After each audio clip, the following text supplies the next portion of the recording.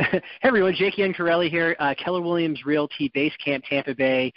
Thanks for jumping on the call. I know we've got a few folks on the call already, and we had a little technical glitch on getting Jay on the line, and yet we've got him. So this is I am the Productivity or Career Development Committee, ALC, committee chair here at our Market Center in Tampa Bay, Clearwater, and we jump on this line and do some masterminding every week, and then once a month, we open it up to interview a top agent from around the country to hear about how they're doing, running their business, what they're doing to stay in production, and how they're structuring their team and what they're doing out there. And today we've got Jay Aker on the line. Jay, are you on with us? I'm here. Awesome. Well, hey, thanks so much for jumping on. Jay, you're out of the Dallas-Fort Worth, San Antonio market, right? That's correct. Yeah, our hub is in DFW. We actually service all of North Texas. It's a big space. And as you mentioned, also in San Antonio. Cool. Excellent. Well, I'll just kind of introduce you a little bit, then you'll take it from there. So your goal, or you guys in 2018, am I understanding correct, you did around 480 units? That's correct, for about $106 million in volume. Wow, that's a big business. It's been hard getting it there, but it's been great. Sure, yeah, no doubt. Well, I appreciate you carving out some time to share with us kind of what you're doing to stay in production. For those that are on the line, how this call will go, Jay's going to talk about what they're doing to stay in production and in their business, and then we're going to open it up to some questions. So if you've got some questions for Jay, you'll be able to jump in and ask those towards the end, run about a half an hour, and yet we'll take it from there. So, Jay, tell us about your team and kind of what you guys are doing to stay in production. Yeah, so as I mentioned, our hub location, we've been around for 15 years. My wife started our team actually in 2004, and she was a brand new agent, came on board, and the reason she formed the team was because she didn't want to be alone. That's her inside nightclub routine joke, but it's actually the truth. So she actually teamed up with a couple of different people, formed a team, and just kind of limped along not knowing what to do.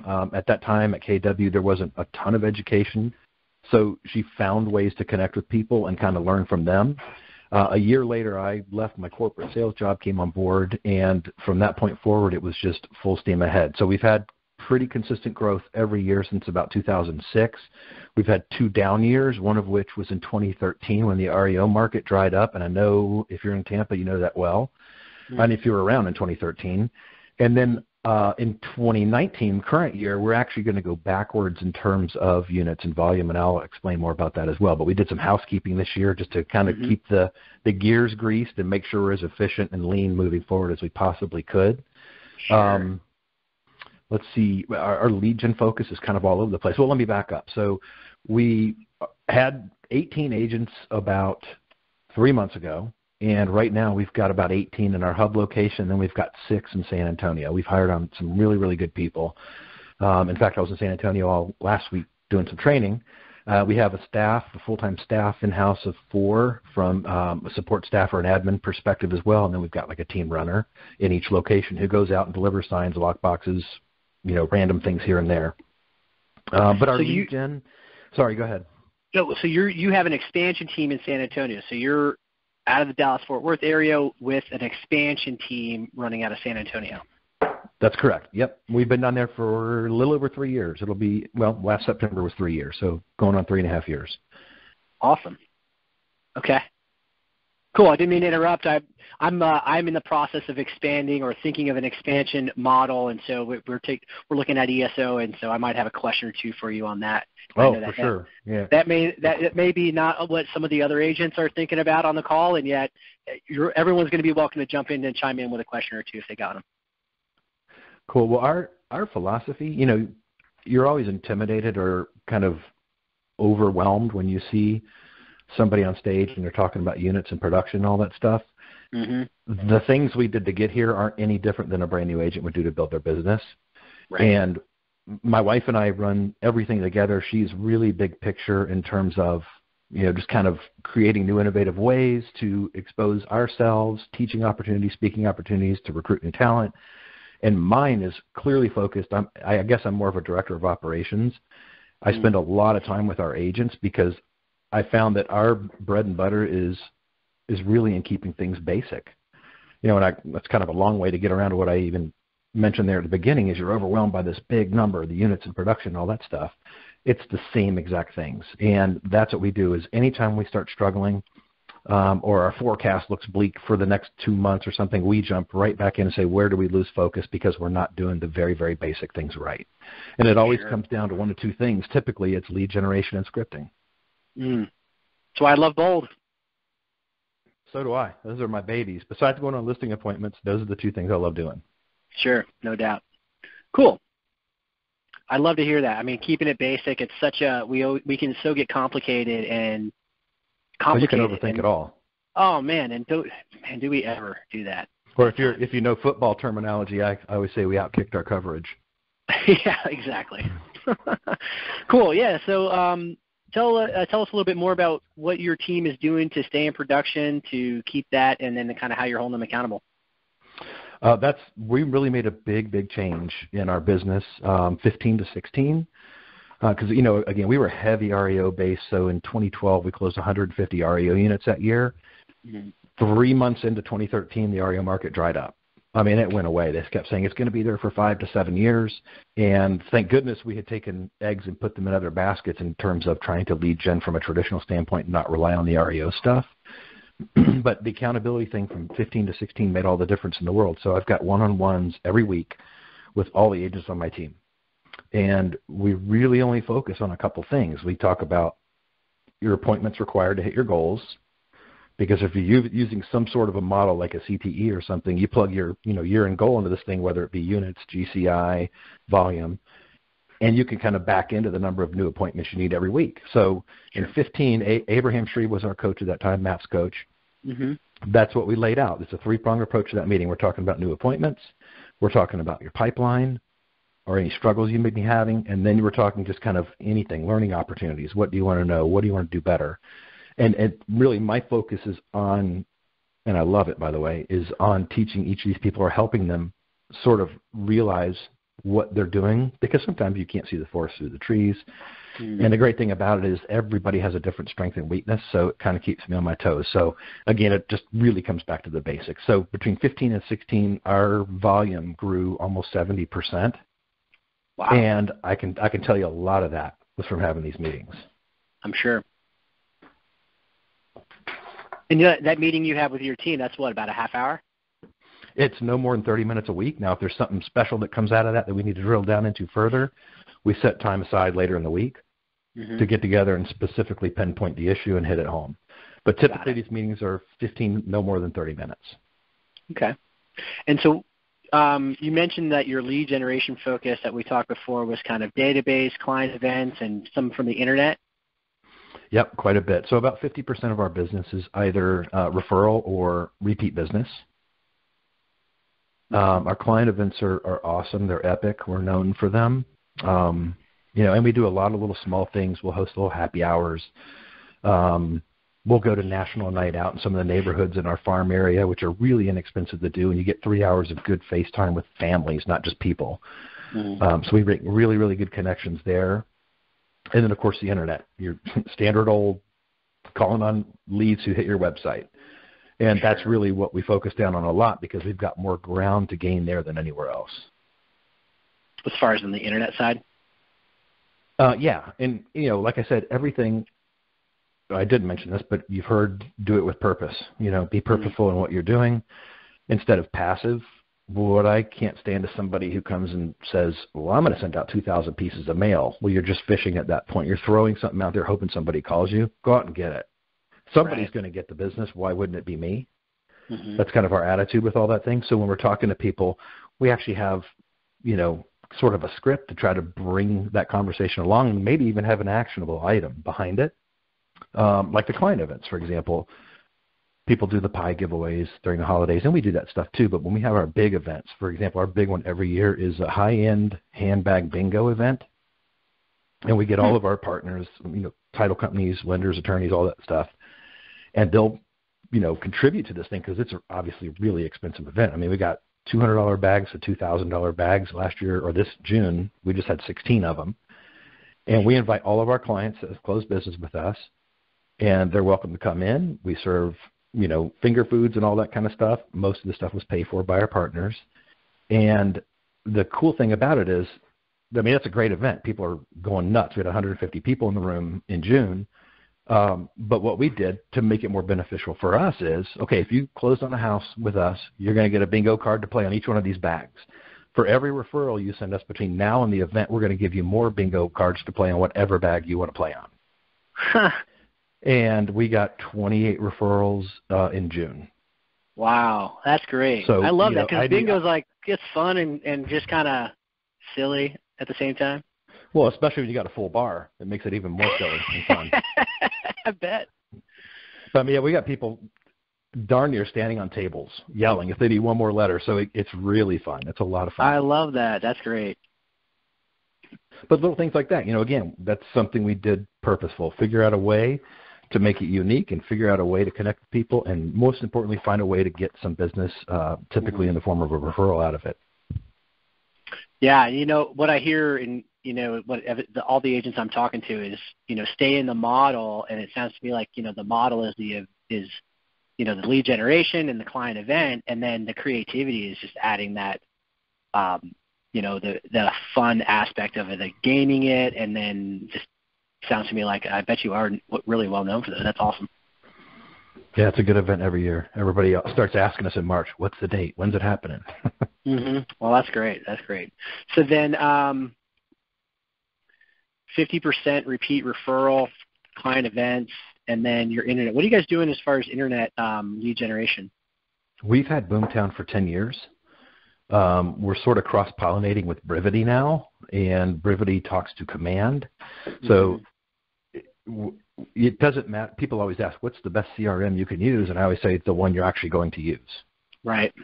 It doesn't matter if it's Command, Sync, Boomtown, Real Geeks. It doesn't matter. They're all garbage if you don't pick up the phone and call people. And you're going to beat your head against the wall if you are picking up the phone and calling people and you're not getting anything out of it. That's a scripting issue. There's one or two reasons you're not getting business if you're talking to people on the phone. A, you're not calling them. But more importantly, when you get them on the line, you got to know how to talk. Sure. And by the way, we're going back to being extremely simple. You don't have to have some script, and that's the worst thing you can do is read a script. Understanding objections is huge. So, if you've been on a listing appointment, or hopefully a bunch, you go into a listing appointment, and there's only 2 or 3 ways this conversation is going to go. They're going to have these 2 or 3 main objections, and very few outside of that. Same thing when you're on the phone with an internet lead. You've got your entry-level script or the initial script when it's a brand-new lead, and you've got a separate script for old leads that you still haven't talked to. And then that they're going to say 2 or 3 things. The number one thing they say is, we're just looking. Mm-hmm. And the average agent's going to say, okay, well, you've got access to everything on MLS through my website, and if you have a question, give me a call. Well, you just wasted your time making that call. It took 2.5 minutes out of your life and your day that you're never going to get back. Right. So our script is really simple. Hey, it's Jay down here at Keller Williams, down the street at Keller Williams. We want to localize ourselves. And you just requested information on this home on my site.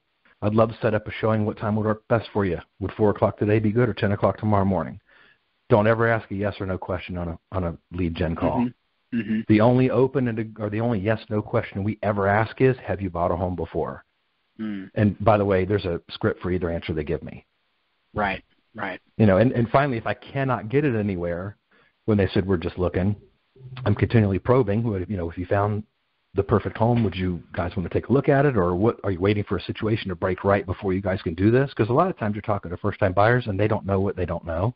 They're completely scared and overwhelmed by this whole process. We as realtors, we know it inside and out. It's second nature. To the layperson who's never bought a house, they are clueless. They're a little dog in the woods. And just coming from that place of contribution, and the more important part of it all is just being friendly and conversational. Don't sound salesy. I've got a special headset that makes it sound like I'm really on my handheld phone. Because I've had some in the past where people say, I hear an echo, or it sounds like you're in a room full of people. I've really gotten that specific with my intent on having these phone calls and making them effective. What headset do you use? It's really cheap too. It's like $26 on Amazon. It's MPOW, and it's like over the ear with a little boom mic. I'm wearing it right now, actually. Okay. Yeah, and I go through about 4 of these a year because eventually one of the wires will fizzle out. So I've kind of got a stash of them in my office. Cool. I love what you said there. Down the street at Keller Williams, just keeping it hyper local. That's so. Yep. That's awesome. That's great. Yeah, I mean, it's amazing once you become comfortable in your scripting, how you can drive the behavior of the person on the other line by what you say, but almost as importantly, how you say what you say. Your tone means everything, because remember, we don't have the luxury of body language when we're talking on the phone. We can't make eye contact. We can't read each other's gestures. So you've got to really separate yourself from a tone and a content perspective when you're talking. Yeah, no doubt about it. Great stuff. Cool. Anything else you want to share about what you guys are doing to stay in production before we open it up to some questions?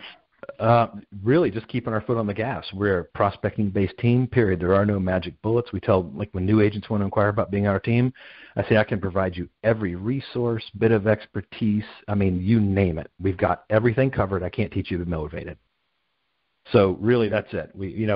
Those weekly meetings that I have with everybody is just kind of gauge, obviously, motivation, but really drill down and find out, let's get things rolling here. I don't want you to stall out. I want you to be very successful, because if you're not, I'm not. Sure. Yeah, that makes sense. Cool. All right. Well, let's open it up. We're going to click the Q&A button here and open it up.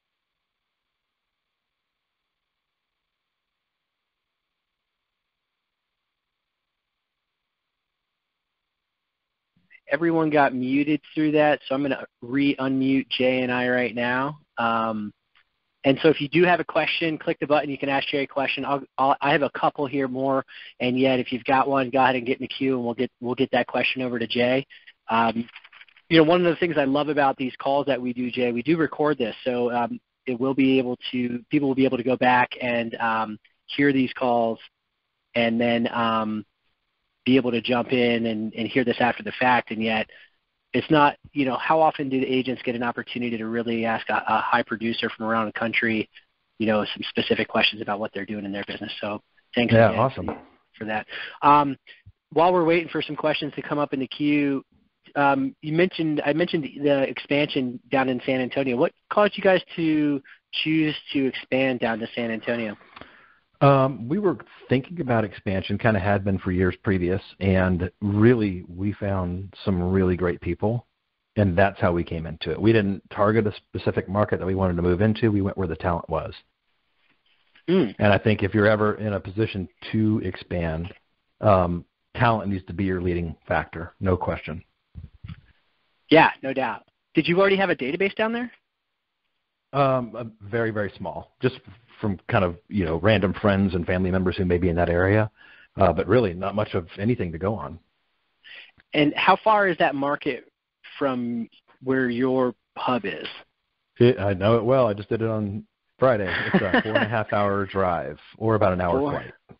Okay, so about 4.5-hour drive. And then how many units from that market do you pull into your team? Last year in that, oh boy, you're going to quote me on that, and I know I have the number around here somewhere. It's about 110 last year. Okay. I've gone through some of the ESO stuff, and it's like that's one of the things that they talk about is about 100 to 200 units as you get into those expansion markets. Seems like that makes sense. At least. Yeah, the bulk of that was between 2.5 agents. Yeah, that's definitely talent down there for sure. Yeah, they're great. They're really, really on point.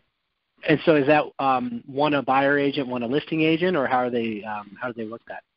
Actually, we don't specify an agent's role because in our eyes, if everybody's equipped to handle a buyer and they're really good at it and they're equipped to handle a listing, you can do a presentation and take care of a listing, a transaction is a transaction. Sure. So all the agents on our team can do either. And we encourage it. Awesome. Cool. Okay.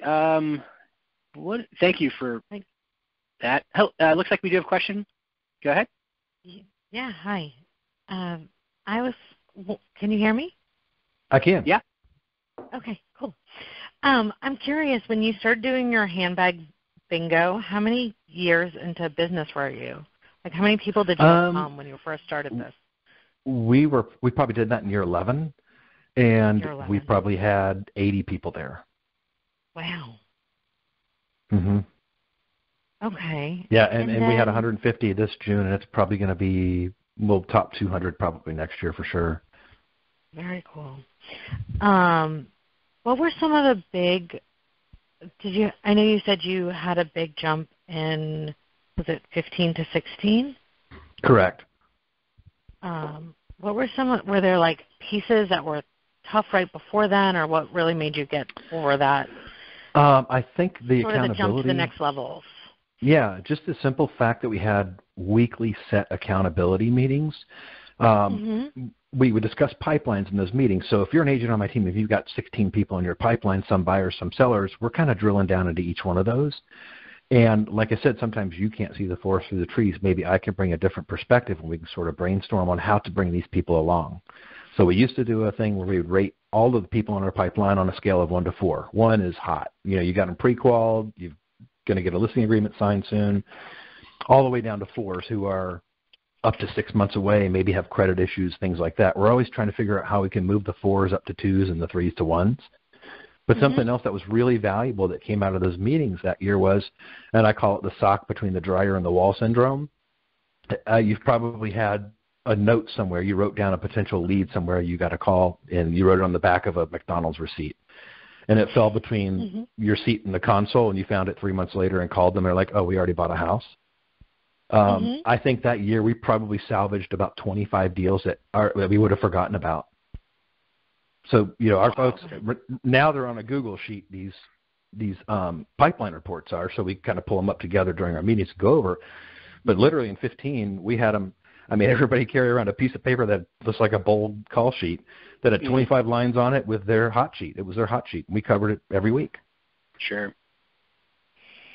So that was a real big deal. Plus the fact that we had escalated so quickly because our normal appreciation is like 3.8% in both markets. And we did 12% appreciation that year, which was absurd. So that's where the big spike, those two things, that's where the big spike came from in the volume. Love it. We're working with Command going through opportunities, and we talked to Sarah Reynolds, and I think their team pretty much spearheaded the opportunities section of Command and like how they're running their opportunities. I'm sure everyone on the call is thinking, kind of that same thing, like, okay, we're getting into Command, is this just going to be one more system that we have to track it? And yet we are using it at the pipeline within the opportunities within Command as our pipeline and our conversation piece, and it's been going really, really well. Did you mention that you're using CTE? Well, we had been forever, and I just kind of do it because it's an old habit. But yeah, we actually still have all the data in there. It's set up through Zapier link, so every time we put something into our system, it automatically transposes into CTE, so there's not much we have to do. We really use CTE from a goal-setting perspective for the next year. Gotcha. Because it tracks all of our data. It tells us what our average price point is this year, the rate of listings to buyers, conversion rates on listing appointments, the whole 9 yards. It's all in there. Right. Yeah. But, you mentioned going into that whole thing it's just like the one thing, just instead of trying to come in and be the master of 20 things and really master none of them, just pick one, or I tell people 2 things on our team. What are your 2 big lead levers that you're going to focus on this year? And that's where we're going to be held accountable, and we're going to talk about it, and we're going to actually work to make sure you're effective at doing those things. Right. Awesome. Cool. I think we have, thank you, Jay, for that, and thank you, Kelly, for that question. We probably have time for one more. I saw a few folks jump on a little late. If you'd like to ask a question, I believe *6 will open it up. If you'd like to ask one, feel free to do so. Any other questions from the audience? I'll ask. Excuse me. I have another question. Yeah. Okay. What is your expectation? So you have 18 agents, plus what did you say, 6 more now, right? Yeah. What's your expectation for them in regards to? Does each agent have their own sort of? You're expected to do 36 appointments, but someone at a different level would do 10. I don't know. What are your expectations for each agent? Yeah, so we are not as strict as a lot of teams are. In other words, we don't have people in here at 8 o'clock every morning having a We Are Walmart rally and phone times from 8 to 10. Again, we're providing every ounce of training possible. We're building out a really revamped, robust 30, 60, 90 to kind of get them on board. And really, by the end of 90, they should start getting things under contract at that point. But we know pretty quickly. I mean, I can tell you within the first 30 days, generally, if somebody's going to work out or not. And every single time it comes back to motivation, every single time. So, yeah, the expectation is not something written in stone because everybody's situation is unique. We do have some part-time people on our team. We can't expect them to do 30 units a year when they're a school teacher. But then we have others who are coming from who knows what sort of an industry. And I love when people say, I want to use real estate as my fallback option. I'm like, you know what? Keep your job in nuclear medicine because it's easier. Don't come to real estate. Seriously, brain surgery is easier, right? It's certainly less stressful.